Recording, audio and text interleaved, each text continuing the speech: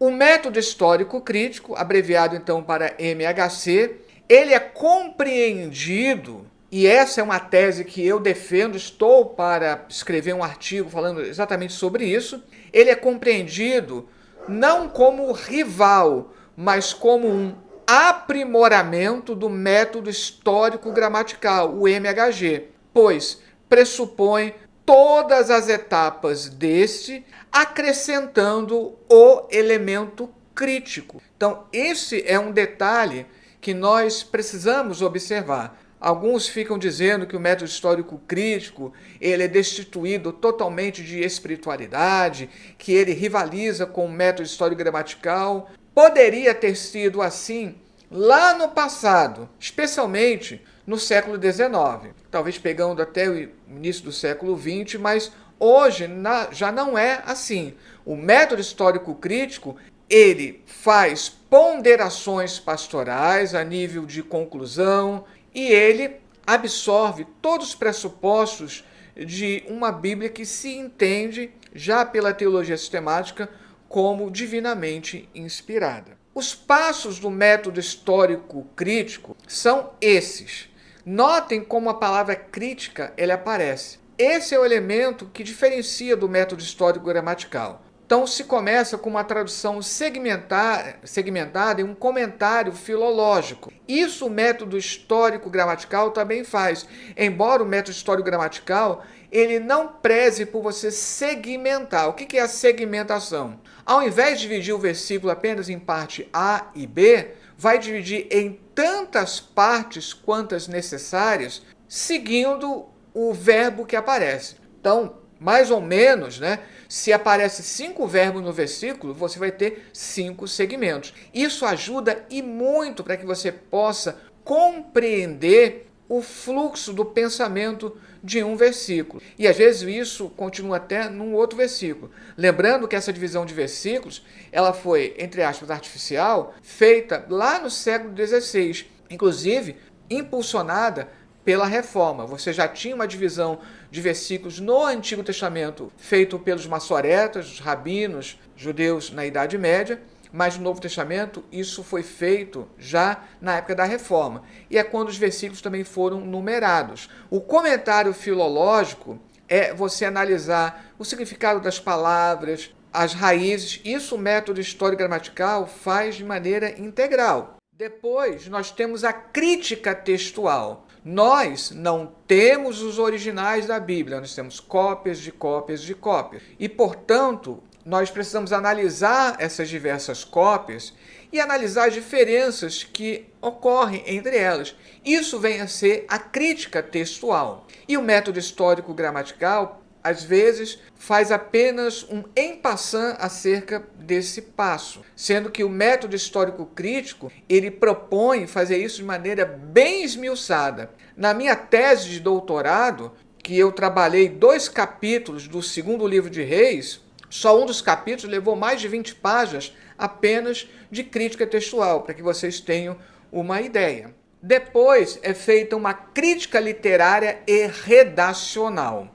Do que se trata isso? Quando nós pegamos as nossas Bíblias com traduções já pré-estabelecidas, nós temos aqueles cabeçalhos, aqueles títulos que são propostos para certas divisões dentro de um mesmo capítulo. Aquilo é efetuado pelas editoras naquilo que eles entendem que é a divisão. E se você pegar mais de uma tradução, mais de uma Bíblia de estudo, você vai ter diferentes propostas. O que a crítica literária e redacional faz é justamente analisar aonde começa um contexto e aonde ele termina. É a chamada perícope ou passagem, que não necessariamente coincide com um capítulo da Bíblia. Esses capítulos foram feitos, numerados lá na Idade Média e muito menos coincidem com aquelas divisões que as diversas editoras elas efetuam. Uma maneira, rapidamente, de explicar como é feito isso, houve mudança de espaço geográfico, houve mudança de tempo,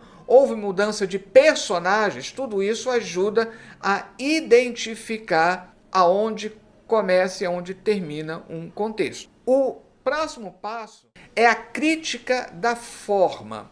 Usando o método histórico-gramatical, nós vemos que alguns comentários antigos, eles se preocupavam apenas e tão somente em fazer um comentário versículo por versículo. A crítica da forma, ela procura encontrar a forma do texto, aonde eu tenho as suas diversas subdivisões, como se fosse a divisão de capítulos de um livro. Como aquela passagem, ela vai se dividir, tendo o início, tendo o seu desenvolvimento e a sua conclusão. Então, a crítica da forma, ela vai fazer toda uma análise para chegar a essa forma, que ajuda, então, a você compreender a passagem.